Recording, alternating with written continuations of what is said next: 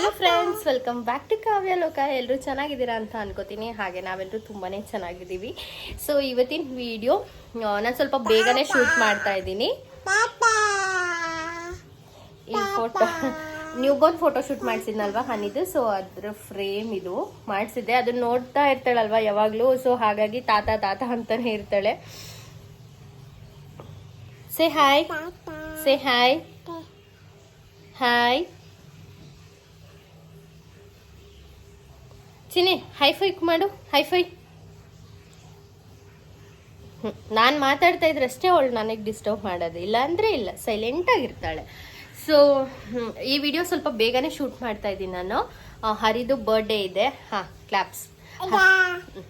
ಹರಿದು ಬರ್ಡೇ ಇದೆ. ಸೊ ಹಾಗಾಗಿ ಹನಿ ಸ್ವಲ್ಪ ಹ್ಯಾಪಿ ಬರ್ಡೇ ಪಪ್ಪ ಈ ಥರ ಎಲ್ಲ ಸೇಮ್ ಬಟ್ಟೆಲೆಲ್ಲ ಮಾಡ್ತಾರಲ್ವ. ಸೊ ಆ ಥರದ್ದು ನಾನು ಕೂಡ ಅವಳಿಗೆ ಫೋಟೋಶೂಟ್ ಮಾಡಿದ್ದೀನಿ.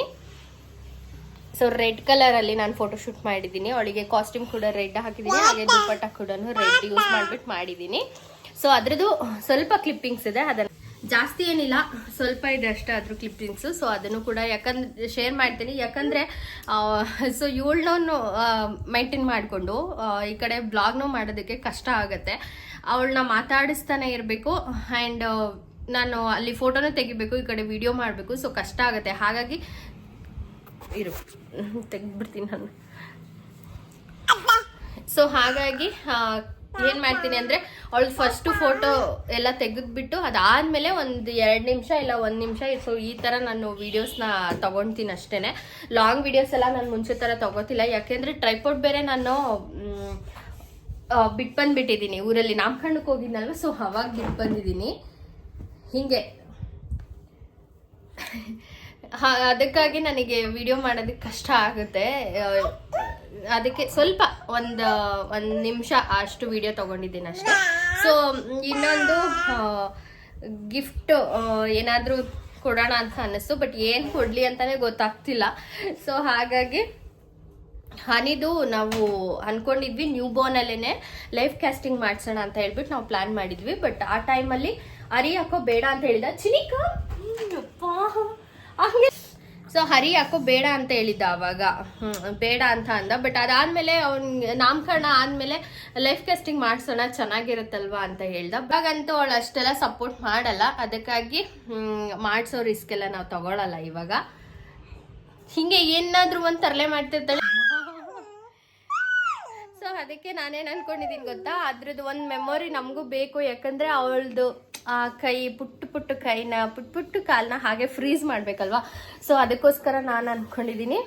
ಸೊ ಒಂದು ಬೆಸ್ಟ್ ಗಿಫ್ಟ್ ಆಗುತ್ತೆ, ಹಾಗೆ ಇಬ್ಬರಿಗೂ ಕೂಡ ಲಾಂಗ್ ಟೈಮ್ ಅದೊಂದು ಮೆಮೊರಿ ಆಗುತ್ತೆ ಅನ್ನೋ ಕಾರಣಕ್ಕೆ ನ್ಯಾಪ್ಕಿನ್ ತೊಗೊಂಬಂದಿದ್ದೀನಿ. ಸೊ ನ್ಯಾಪ್ಕಿನಲ್ಲಿ ಅವಳದು ಫುಟ್ ಪ್ರಿಂಟು ಮತ್ತು ಕೈದು ಸೊ ಪ್ರಿಂಟ್ ತೊಗೊಂಡ್ಬಿಟ್ಟು ಅದರಲ್ಲಿ ಹ್ಯಾಪಿ ಬರ್ಡೇ ಪಪ್ಪ ಅಂತ ಬರಿಬೇಕು ಅಂತ ನಾನು ಅನ್ಕೊಂಡಿದ್ದೀನಿ.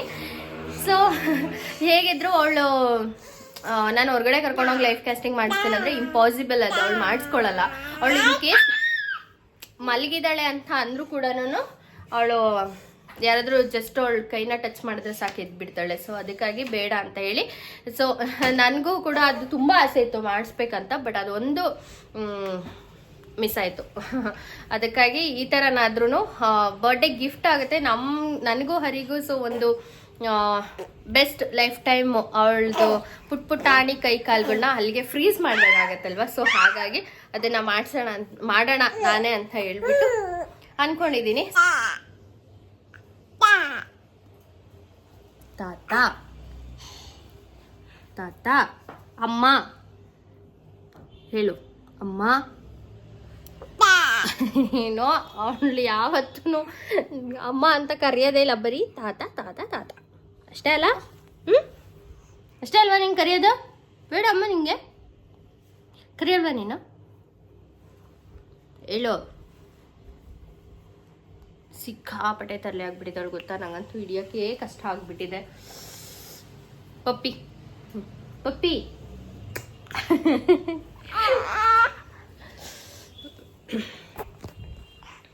ಎಷ್ಟೆಲ್ಲ ಸರ್ಕಸ್ ಮಾಡ್ತೀರಿ ಗೊತ್ತಾ ನಾನು ಅಮ್ಮ.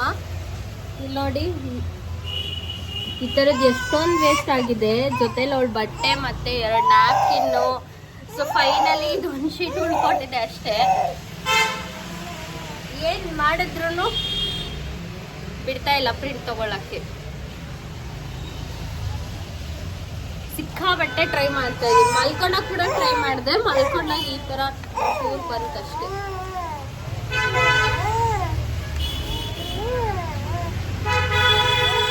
ಸೊ ನ್ಯಾಪ್ಕಿನ್ಸ್ ಅದಕ್ಕೆ ಅಂತ ಹೇಳ್ಬಿಟ್ಟು ತಂದಿದ್ದೆ, ಅದು ಕೂಡ ವೇಸ್ಟ್ ಆಯಿತು. ಹಾಗೆ ಅವ್ರದ್ದು ಒಂದು ಹೊಸದು ಟೀ ಶರ್ಟು, ಸೊ ಇಲ್ಲಿ ನೋಡಿ ಇದ್ರೆಲ್ಲ ಹಾಕಿದ್ದೀನಿ.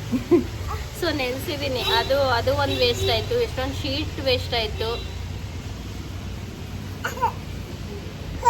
ಟ್ರೈ ಮಾಡ್ತಾ ಇದ್ದೀನಿ, ಹೊರಗೆ ಕುತ್ಕೊಂಡಿದ್ದು ಒಂದೇ ಒಂದು ಶೀಟ್ ಬ್ಯಾಲೆನ್ಸ್ ಇದೆ. ಶೀಟ್ ಆ್ಯಕ್ಚುಲಿ ನೆನೆಯುತ್ತೆ, ಬಟ್ ಆದರೂ ನೋಡೋಣ, ಟ್ರೈ ಮಾಡೋಣ, ಬಂದರೆ ಓಕೆ ಅಂತ ಇಟ್ಕೊಂಡು ಕೂತಿದ್ದೀನಿ. ಚಿನ್ನಿ ತಗ್ಗಿಸ್ಕೊಳಕ್ಕೋ ಏನು ಮಾಡಿದ್ರು ಸಪೋರ್ಟೇ ಮಾಡ್ತಾ ಇಲ್ಲ. ನೋಡೋಣ, ಫೈನಲ್ ಆಗಿ ಔಟ್ಪುಟ್ ಏನಾದರೂ ಸಿಕ್ತು ಅಂದರೆ ಶೇರ್ ಮಾಡ್ತೀನಿ, ಇಲ್ಲ ಅಂದರೆ ಇಲ್ಲ. ಓಕೆನಾ? ಫೈನಲಿ ಎಷ್ಟೋ ಬಟ್ಟೆ ಪೇಪರ್ ಎಲ್ಲ ವೇಸ್ಟ್ ಆದಮೇಲೆ ಸೊ ಇದೊಂದು ಶೀಟ್ ಮಿಕ್ಕಿತ್ತು ಅಂತ ಹೇಳಿದ್ನಲ್ವಾ, ನೋಡಿ ಈ ಥರ ಬಂದಿದೆ. ಅದರಲ್ಲೂ ಅವಳ ಕೈ ಕೂಡ ಚೆನ್ನಾಗಿ ಬಂದಿಲ್ಲ, ಬಟ್ ಓಕೆ.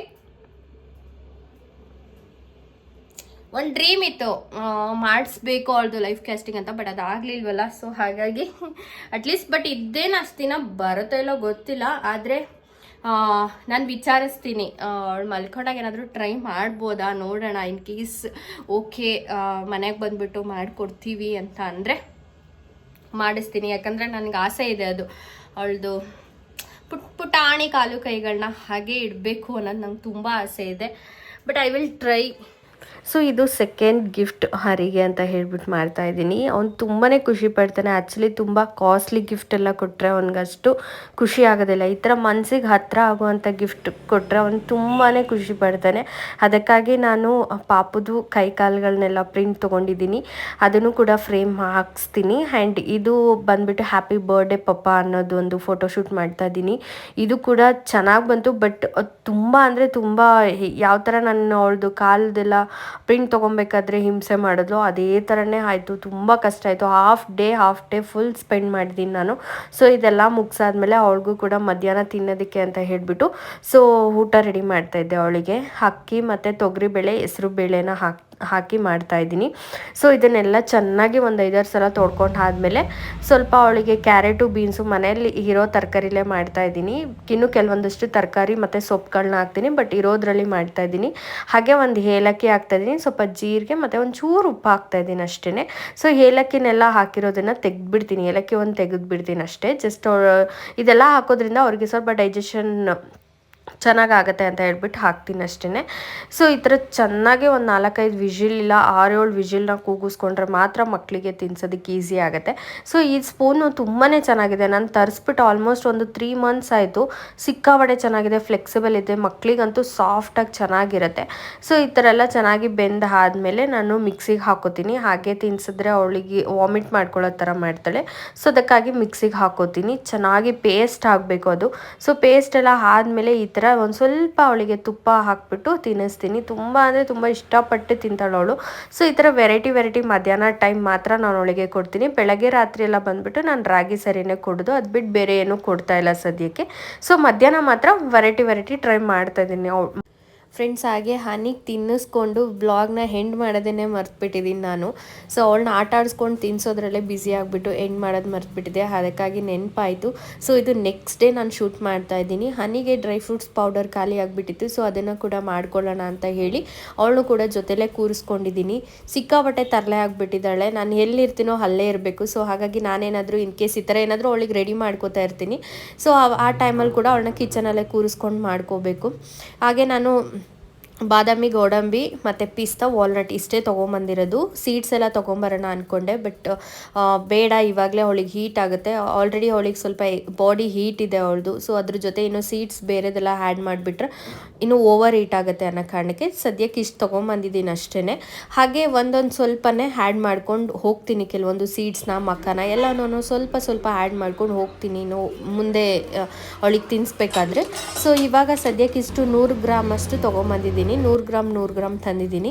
ಸೊ ಸಾಕಾಗುತ್ತೆ ಅವಳಿಗೆ, ಇದು ಒಂದು 20 ಇಂದ 30 ಡೇಸ್ ಸಾಕು. ಅದಕ್ಕೂ ಮೇಲೆ ನಾನು ಇಟ್ಕೋತೀನಿ ಅಂದರೆ ಅಷ್ಟು ಚೆನ್ನಾಗಿರಲ್ಲ, ಅದಕ್ಕೋಸ್ಕರ ಇಷ್ಟು ಮಾತ್ರ ತೊಗೊಂಬಂದಿದ್ದೀನಿ. ಎಲ್ಲದನ್ನು ನೀಟಾಗಿ ಡ್ರೈ ರೋಸ್ಟ್ ಮಾಡ್ಕೋತಾ ಇದ್ದೀನಿ. ಸೊ ಚೆನ್ನಾಗಿ ಡ್ರೈ ರೋಸ್ಟ್ ಆದರೆ ನಾವು ಕೂಡ ಸ್ವಲ್ಪ ದಿನ ಸ್ಟೋರ್ ಮಾಡಿ ಇಡ್ಬೋದು. ಇಲ್ಲ ಅಂತ ಅಂದರೆ ಮತ್ತೆ ಅವ್ರಿಗೂ ಕೂಡ ತಿನ್ಸೋದಕ್ಕಾಗಲ್ಲ, ಸ್ಮೆಲ್ಲೆಲ್ಲ ಬಂದುಬಿಡುತ್ತಲ್ವ. ಅದಕ್ಕಾಗಿ ನೀಟಾಗಿ ಎಲ್ಲ ಡ್ರೈ ರೋಸ್ಟ್ ಮಾಡ್ತಾಯಿದ್ದೀನಿ. ಸೊ ಎಲ್ಲದೂ ಡ್ರೈ ರೋಸ್ಟ್ ಆದಮೇಲೆ ಈ ಥರ ಒಂದು ಪ್ಲೇಟಿಗೆ ಹಾಕ್ಕೊಂಡು ತಣ್ಣಗಾಗೋದಕ್ಕೆ ಬಿಡ್ತಾಯಿದ್ದೀನಿ. ಸೊ ನೀವು ಮಿಕ್ಸಿಗೆ ಹಾಕಬೇಕಾದ್ರೆ ನಂತರ ಅಂತೂ ಮಾಡೋದಕ್ಕೆ ಹೋಗ್ಬಿಡಿ. ನಾನು ಕಂಟಿನ್ಯೂ ಸ್ವಲ್ಪ ಒಂದು 2 ನಿಮಿಷ ಈ ಥರ ಗ್ರೈಂಡ್ ಮಾಡಿಬಿಟ್ಟೆ, ಅದು ಮುದ್ದೆ ಥರ ಆಗೋಗ್ಬಿಡ್ತು. ಸೊ ನೀವು ಇದನ್ನು ಹಾಕಬೇಕಾದ್ರೆ ತಣ್ಣಗಾದ್ಮೇಲೆ ಒಂದೊಂದು ಸೆಕೆಂಡ್ಗೂ ಆಫು ಆನು ಮಾಡಿಬಿಟ್ಟು ಹಾಕಿ. ಇಲ್ಲ ಅಂದರೆ ನೋಡಿ ಈ ಥರ ಆಗುತ್ತೆ. ಈ ಥರ ಆದರೆ ನಾವು ಹೆಂಗೆ ಕೊಡೋದಕ್ಕಾಗುತ್ತೆ ಮಕ್ಕಳಿಗೆ, ತಿನ್ನೋಕ್ಕಾಗಲ್ಲ ಅವ್ರಿಗೂ ಕೂಡ. ಸೊ ಈ ಥರ ಅದಾದಮೇಲೆ ನನಗೂ ಕೂಡ ಫ್ಲ್ಯಾಶ್ ಆಗಿ ಮತ್ತೆ ಈ ಥರ ಒಂದೊಂದು ಸೆಕೆಂಡ್ಗೂ ನಾನು ಆನು ಮಾಡಿದಾಗ ಈ ಥರ ಪೌಡರ್ ಆಯಿತು ನೀಟಾಗಿ. ಸೊ ಇದು ಸ್ವಲ್ಪ ತಣ್ಣಗಾಗೋದಕ್ಕೆ ಬಿಟ್ಟು ಅದಾದಮೇಲೆ ಒಂದು ಬಾಕ್ಸಿಗೆ ಹಾಕ್ಕೊಂಡು ಒಂದು ಕಂಟೈನರ್ಗೆ ಹಾಕ್ತೀನಿ, ಗಾಳಿ ಆಡದೇ ಇರೋದಕ್ಕೆ ಹಾಕಿಬಿಟ್ಟು. ಇದನ್ನು ಆಲ್ಮೋಸ್ಟ್ ನಾನು ಒಂದು 20 ಇಂದ 30 ಡೇಸ್ ಯೂಸ್ ಮಾಡ್ತೀನಿ, ಅದಕ್ಕೂ ಮೇಲೆ ನಾನು ಯೂಸ್ ಮಾಡೋದಕ್ಕೆ ಹೋಗಲ್ಲ. ಹಾಗೆ ಪಾಪುದು ಒಂದು ರೀಲ್ಸ್ ಮಾಡ್ಕೊಳ್ಳೋಣ ಅಂತ ಹೇಳಿಬಿಟ್ಟು ವಿಡಿಯೋಗೋಸ್ಕರ ನಾನು ಅವಳನ್ನ ಈ ಥರ ರೆಡಿ ಮಾಡಿದ್ದೀನಿ. ರುದ್ರಾಕ್ಷಿ ಹಾಕಬೇಕಿತ್ತು, ಬಟ್ ಅವಳು ಏನು ಮಾಡಿದ್ರೂ ಹಾಕಿಸ್ಕೊಳ್ಳಿಲ್ಲ. ಸೊ ಈ ಥರ ಕಷ್ಟಪಡ್ತಾನೆ ಇರ್ತೀನಿ ಏನಾದರೂ ಒಂದು ಮಾಡಬೇಕು ಅಂತ, ಬಟ್ ಅವಳು ಸಪೋರ್ಟ್ ಮಾಡಲ್ಲ. ಆದರೆ ನಾನು ಬಿಡೋದಿಲ್ಲ, ಯಾಕಂದರೆ ಅವಳು ಚಿಕ್ಕವಳಿದ್ದಾಗ ನಾನು ಈ ಥರ ಮಾಡ್ಕೋಬೋದು. ಅವಳು ದೊಡ್ಡವಳಾದಮೇಲೆ ಅದೆಲ್ಲ ಚೆನ್ನಾಗೂ ಒಂದ್ಸಲ ಮಾಡೋಕ್ಕೂ ಆಗಲ್ಲ ನಮಗೆ. ಸೊ ಈ ಥರ ಎಲ್ಲ ಮೆಮೊರೀಸ್ನ ಕ್ರಿಯೇಟ್ ಮಾಡ್ಬೇಕು ಅನ್ಕೋತೀನಿ, ಬಟ್ ಅವಳೇ ಸಪೋರ್ಟ್ ಮಾಡಲ್ಲ.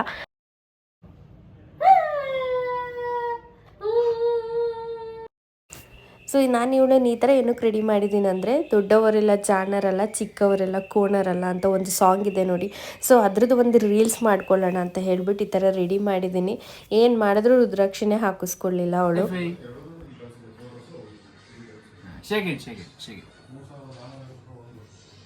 ಹೈಫೈ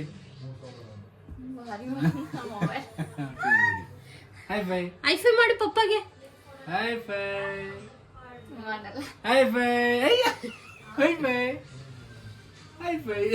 ಶೇಕ್ ಹ್ಯಾಂಡ್ ಮಾಡು ಚಿನ್ನಿ, ಶೇಕ್ ಹ್ಯಾಂಡ್ ಮಾಡು ಚಿನ್ನಿ, ಶೇಕ್ ಹ್ಯಾಂಡ್ ಮಾಡ್ತಾಳೆ ಅವಳು. ಶೇಕ್ ಹ್ಯಾಂಡ್ ಮಾಡು.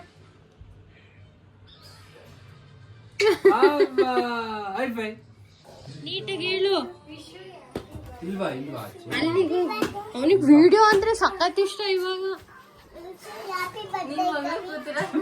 ಕಾವಿದಲ್ಲ ಬರ್ಡೇ, ಹರಿದು.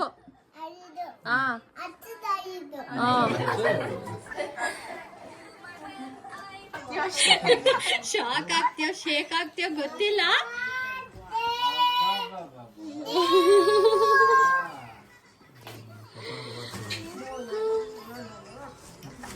ಚಿನ್ನ ಅವಳು ನೋಡ್ಬೇಕಂತ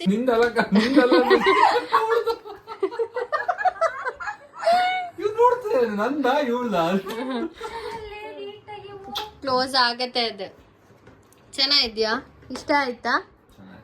ನಾನೇ ರೆಡಿ ಮಾಡಿರೋದು. ಫ್ರೇಮ್ ತರಿಸಿ ಇದು ಮಾಡಿದ್ದೀನಿ, ಆನ್ಲೈನಲ್ಲಿ ಬುಕ್ ಮಾಡಿದ್ದೆ. ಹರಿಗಂತೂ ತುಂಬಾ ಇಷ್ಟ ಆಯಿತು ಈ ಗಿಫ್ಟ್ ಅಂತೂ. ನೋಡಿದ ತಕ್ಷಣ ಅವ್ನ ಫೇಸ್ ಎಕ್ಸ್ಪ್ರೆಷನ್ ನನಗೆ ಗೊತ್ತಾಗುತ್ತೆ, ಆದರೆ ಅವನಿಗೆ ಅದನ್ನು ಎಕ್ಸ್ಪ್ರೆಸ್ ಮಾಡಿ ಹೇಳೋದಕ್ಕೆಲ್ಲ ಬರೋದಿಲ್ಲ. ಬಟ್ ಐ ನೋ ಅವನಿಗೆ ಎಷ್ಟು ಖುಷಿಯಾಗಿರುತ್ತೆ ಈ ಗಿಫ್ಟ್ ಅಂತ ಹೇಳಿಬಿಟ್ಟು.